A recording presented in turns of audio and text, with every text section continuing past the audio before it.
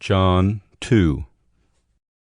On the third day there was a wedding at Cana in Galilee, and the mother of Jesus was there. Jesus also was invited to the wedding with his disciples.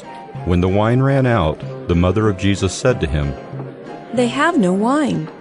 And Jesus said to her, "Woman, what does this have to do with me? My hour has not yet come." His mother said to the servants, "Do whatever he tells you." Now there were 6 stone water jars there for the Jewish rites of purification, each holding 20 or 30 gallons. Jesus said to the servants, "Fill the jars with water." And they filled them up to the brim, and he said to them, "Now draw some out, and take it to the master of the feast." So they took it. When the master of the feast tasted the water now become wine, and did not know where it came from, though the servants who had drawn the water knew, the master of the feast called the bridegroom and said to him, "Everyone serves the good wine first, and when people have drunk freely, then the poor wine. But you have kept the good wine until now."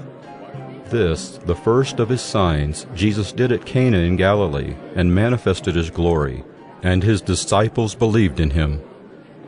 After this he went down to Capernaum with his mother and his brothers and his disciples, and they stayed there for a few days.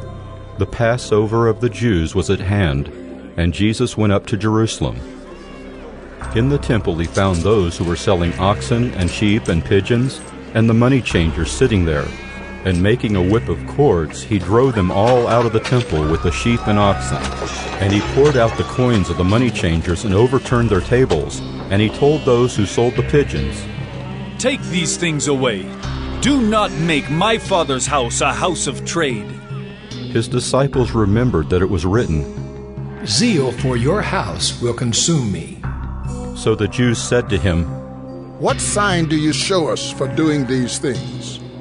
Jesus answered them, "Destroy this temple, and in 3 days I will raise it up."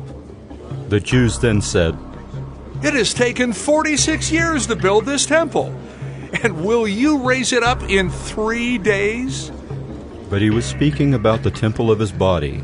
When therefore he was raised from the dead, his disciples remembered that he had said this, and they believed the scripture and the word that Jesus had spoken. Now when he was in Jerusalem at the Passover feast, many believed in his name when they saw the signs that he was doing.